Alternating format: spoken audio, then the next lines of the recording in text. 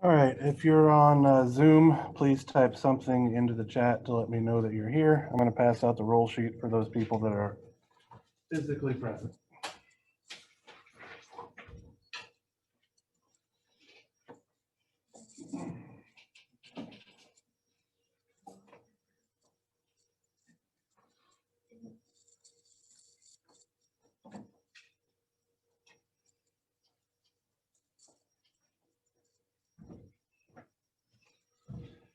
All right, today we are going to be talking about the frequency response of source followers. And then we should be wrapping up the chapter talking about cascaded amplifiers and differential amplifiers on Friday. So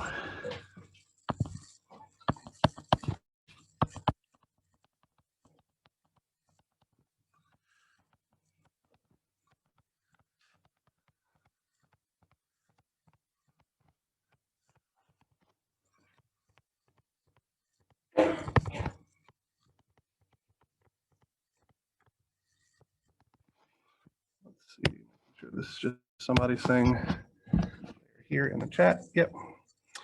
All right.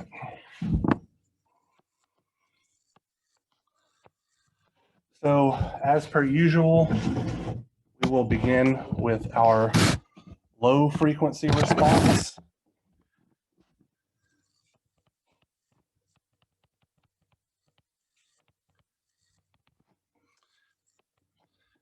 So for a source follower, we are going to have a circuit that looks something like this.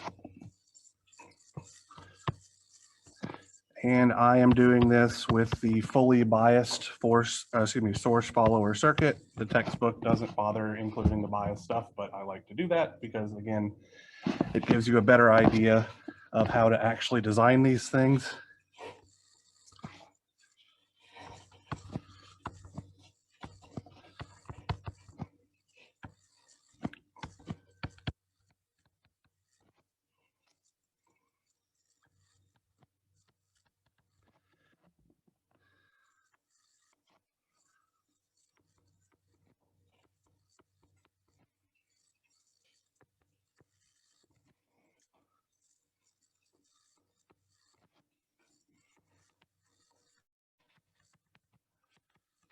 Going to be our source resistance RS, and here is where we take our output voltage V out. So unless we load this guy with some sort of capacitance, which we could easily see it would just be an impedance in parallel with that resistor RS, we are only going to have, obviously, one input pole to worry about here. So I'm going to call this guy node X, and effectively we can redraw this as following circuit where we have V in here, R sig, C in, here is our node X again, our resistor RG sees an AC ground.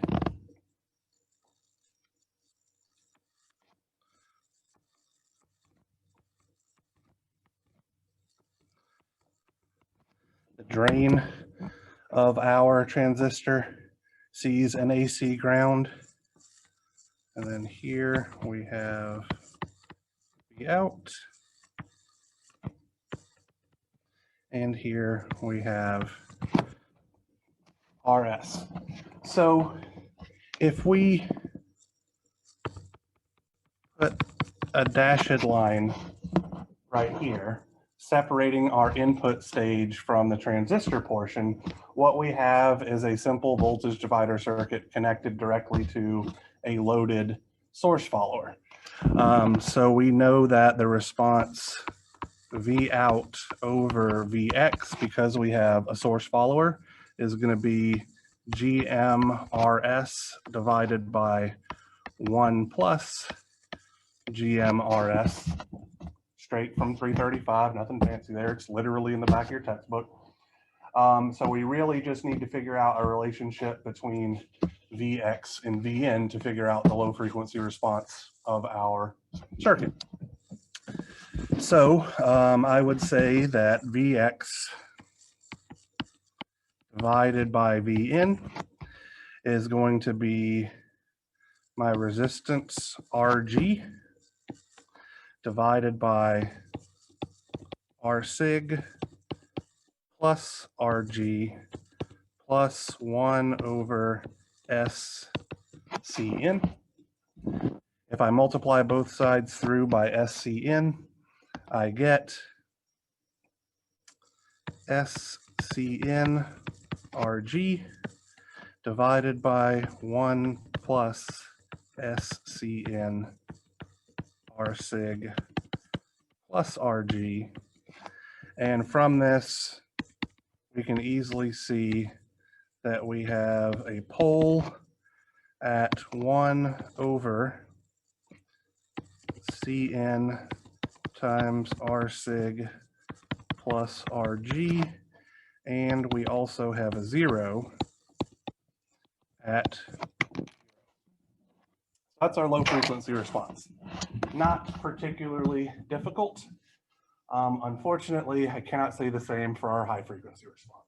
Okay? But before we move into that, does anybody have any questions about the analysis that we've done here?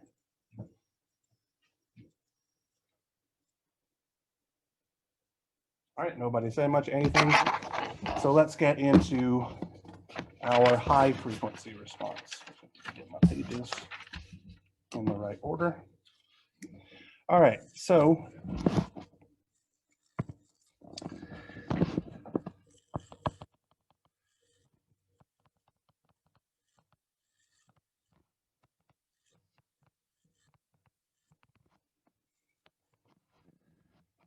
at high frequencies, our source follower looks something like this.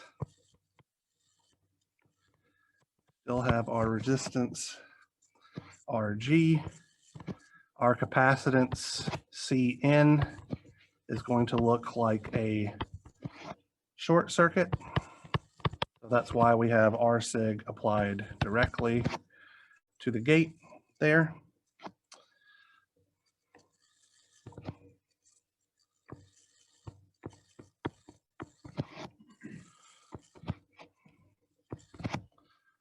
There's our transistor. We know that we are going to have a high frequency capacitance CGD between the gate and the drain. We are going to have another high frequency capacitance CDB between the drain and the bulk, and we can see that guy is going to do absolutely nothing, because on the right hand terminal it sees ground, and on the left hand terminal it sees the positive power supply, which looks like an AC ground. So this guy does nothing.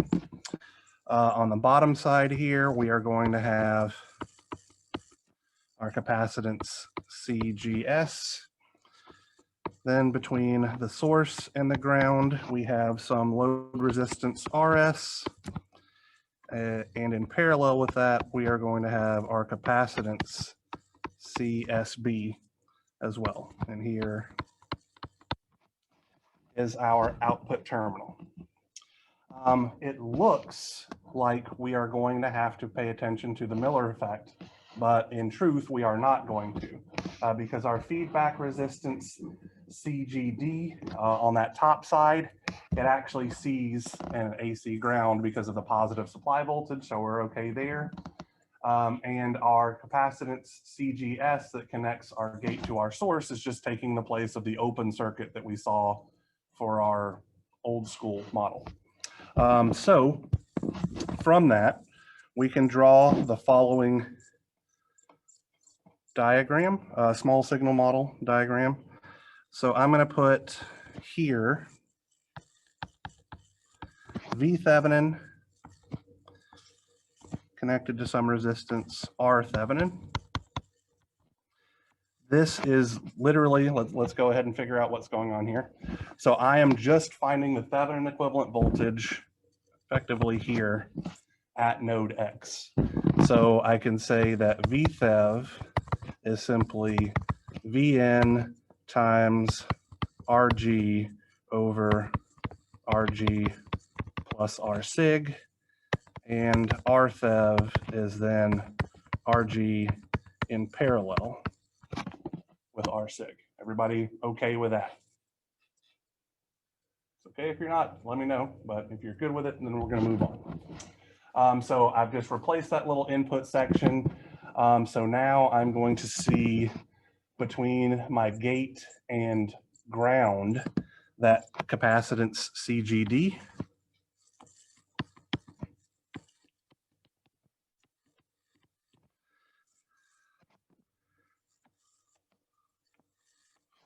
Then between my gate and my source, I'm going to see the capacitance CGS, over which our voltage VGS occurs.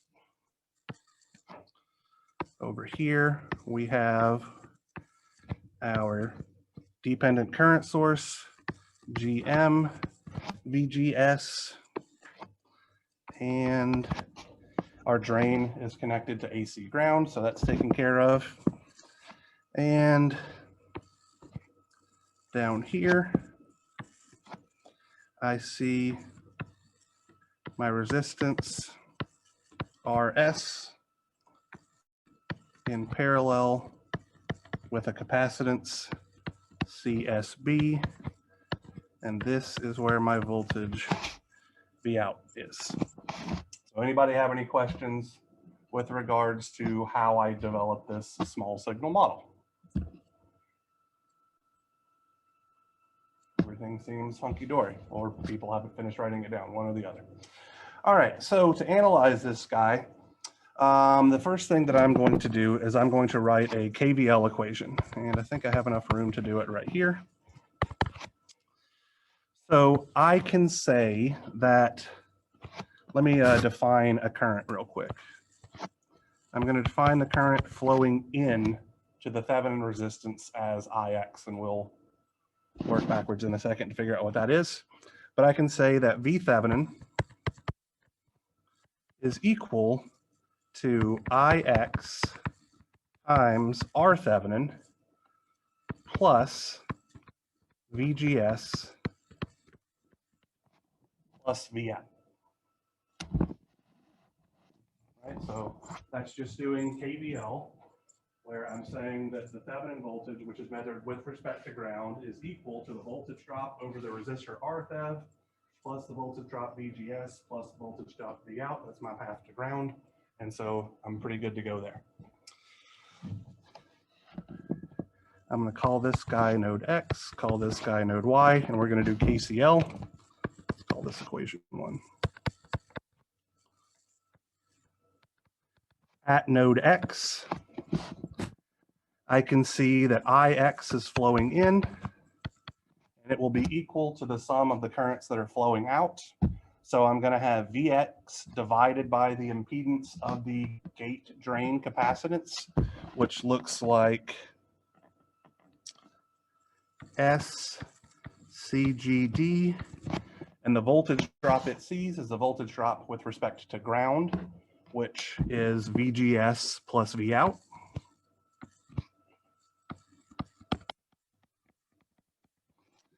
And I also have the current flowing through my capacitor CGS, which is just going to be VGS divided by the impedance, which is then SCGS VGS.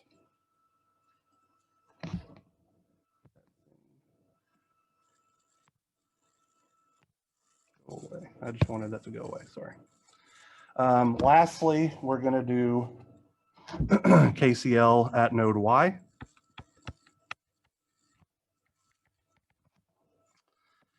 And so the current flowing in is that same current SCGS VGS plus GM VGS. So I'm going to lump those two guys together, giving me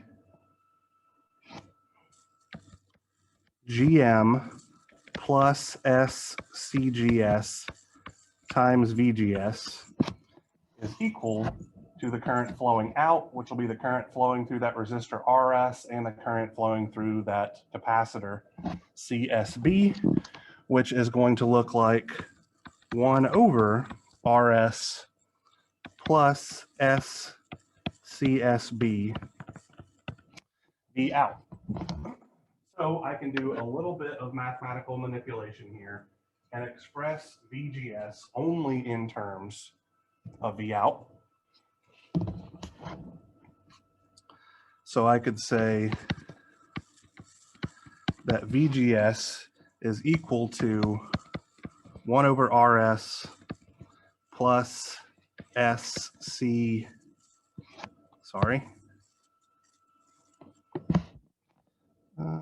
that's really hard to read that that's SB. I'm going to rewrite that. SB, C, SB divided by GM plus SCGS. And I can rewrite this as 1 over GMRS times 1 plus SCSB RS divided by 1 plus SCGS over GM. Oh, sorry. So you're 100% correct. So this would be, both of these terms should be multiplied by V out. Thank you. I did absolutely forget that. So let me sneak that in here if at all possible. V out there, and then V out there. But thank you for pointing that out because you're 100% correct. It's supposed to be there. I'm gonna call that guy equation 3. Now we get into some algebra that's not too bad. I'm going to skip the horrifying part. If you want to see it, go up to my office. It's written out on the board. If we substitute equation 2 into equation 1,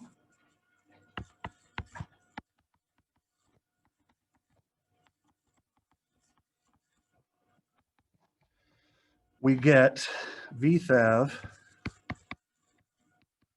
is equal to RThev times SCGD VGS plus V out plus SCGS VGS plus VGS plus V out. I'm going to expand all of this out, which is going to give me SCGD RThev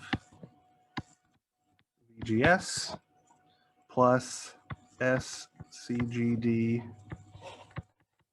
RThev V out plus SCGS RThev VGS plus VGS plus V out.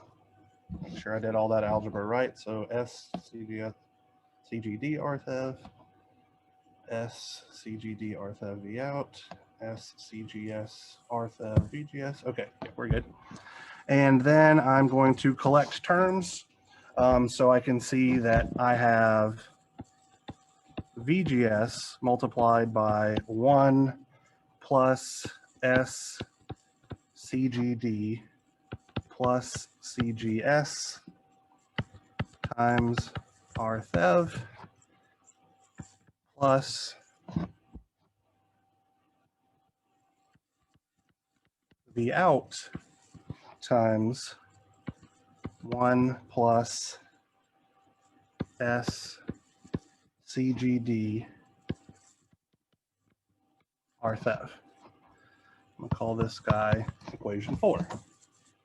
Now I'm going to substitute 3 into 4, which will give me an expression for VThev in terms purely of V out, which will then give us our transfer function with a little algebraic manipulation. So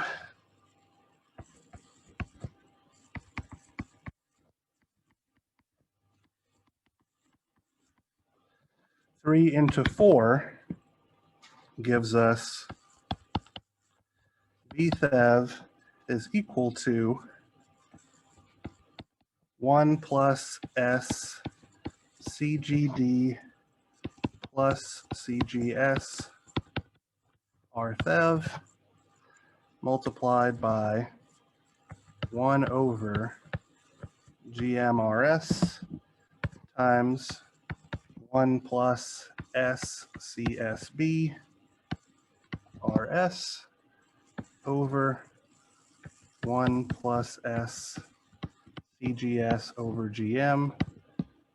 All of this multiplied by V out plus 1 plus S CGD RThev V out.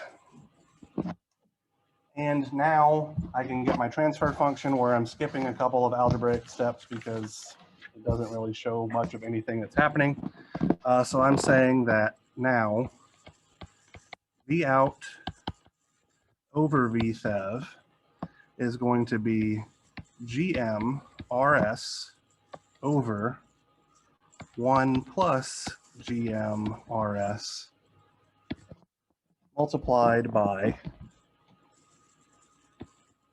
S squared times RThev RS CGS plus CGD times CSB plus CGS CGD, all of that divided by 1 plus GM RS plus S times CGD plus CGS over 1 plus GM RS times RThev plus CGS plus CSB divided by 1 plus GM RS times RS, close that guy, plus 1. That's my denominator. So we have another one of those terrifying looking denominators like we had with the common emitter amplifier. In our numerator, we have 1 plus CGS over GM. All right, so I'm going to call everything that's multiplied by S squared A, and everything that's multiplied by S B, much like we did earlier.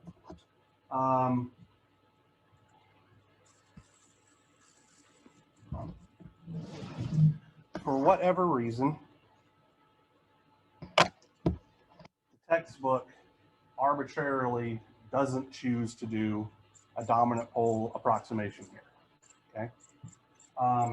And so let me explain what I mean by that, right? We know that, let's see, our denominator is of the form AS squared plus BS plus 1. And we know that our poles are going to occur at the values of S that sets this thing equal to 0, right? So that means that the frequency for our first pole is going to be at the absolute value of negative B plus or minus the square root of B squared minus 4A, because C is equal to 1, all over 2A, and omega P2 is equal to, sorry, this should just be plus since I'm defining it explicitly. Omega P2 is the absolute value of negative b minus the square root of b squared minus 4a all over 2a. The reason that I am pointing this out is because it would not be unreasonable of you guys, in my opinion, to assume we could do a dominant pole approximation because we didn't really explain why it was valid for the other one. And then you go into your homework and you try to do this and you're going to wind up getting the wrong answers. So I'm telling you very explicitly, don't do that if you want to get your homework correct, the homework problem on this correct. There is another issue that we're going to go over in just a second here as well. But before we get to that, we can obviously see that our 0 is going to be at GM over CGS. So I want to be clear here. Sorry.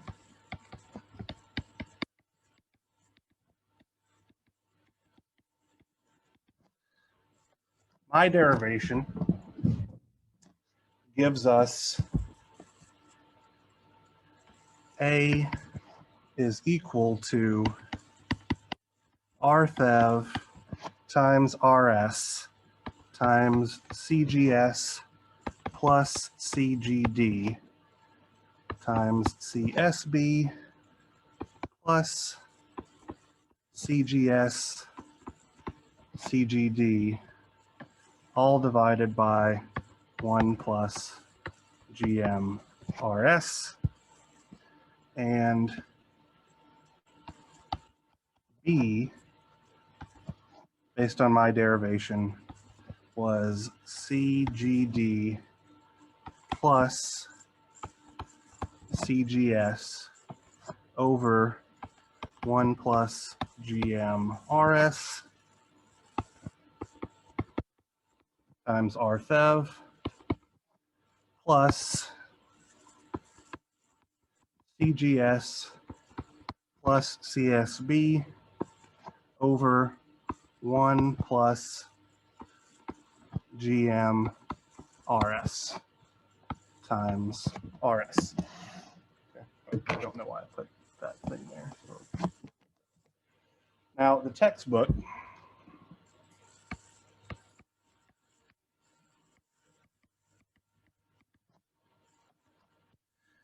analyzes a slightly different circuit, so I'm going to draw what it shows. As VThev, R_Thev,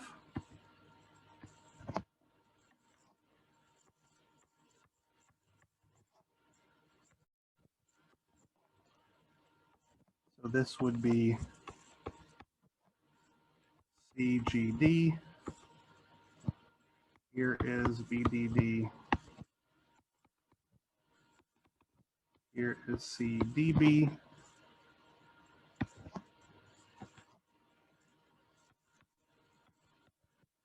here is CGS.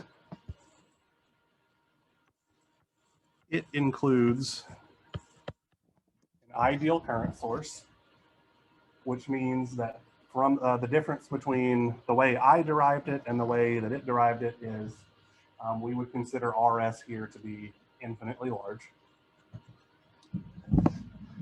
And it also has then, here is CSB, and they derive it with a load capacitance CL that is exactly in parallel. So I'm going to call this guy just CSB prime. Okay, and then here is V out.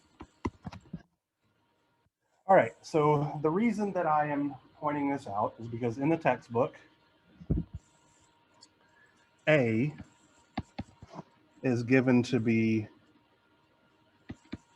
R_Thev over GM times CGD,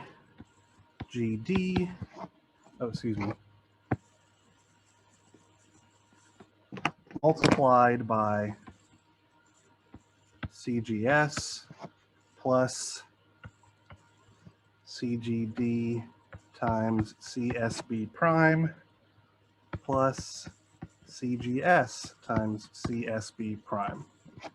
So if we look at my equation versus their equation, we can see that when RS is infinity, this term down here is going to look like GMRS, but we have an RS up here, so we wind up with RFEV over GM times this guy right here, which is the exact same combination of capacitances that I have, right? So CGS times CSB gives me that one. CGD times CSB gives me this one. CGS times CGD gives me that guy right there. So everything is on the up and up. The book's equation for B is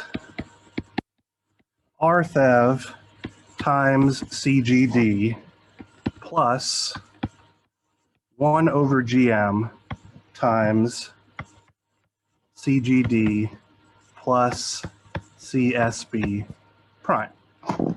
And so here is where I feel extraordinarily strongly the book has a mistake in it. If we look at the equations for B, when this 1 plus GM RS right here, there is no RS for the numerator to cancel it out, so that means that we have something over infinity, so this guy goes to 0. So our first term gives us RFEV times CGD, which matches perfectly. Over here, we're going to have a GMRS in the denominator and an RS in the numerator, so we should have a factor of 1 over GM. My way says that we would have CGS plus CSB. The book has CGD plus CSB. So I feel very strongly that there is a typo in the textbook where this D should be S. The reason that I am bringing this up to you is because the web work also includes this typo. So if you do it correctly, or at least the way that I'm 99.9% sure is correct, you will get the wrong answer. And so I just wanted to point that out to you. So I firmly believe that it should be CGS based on all the algebra that I've done, which again, if you want to go check my work, hop into my office, it's all over the damn board. But the textbook has CGD here, which I believe to be incorrect.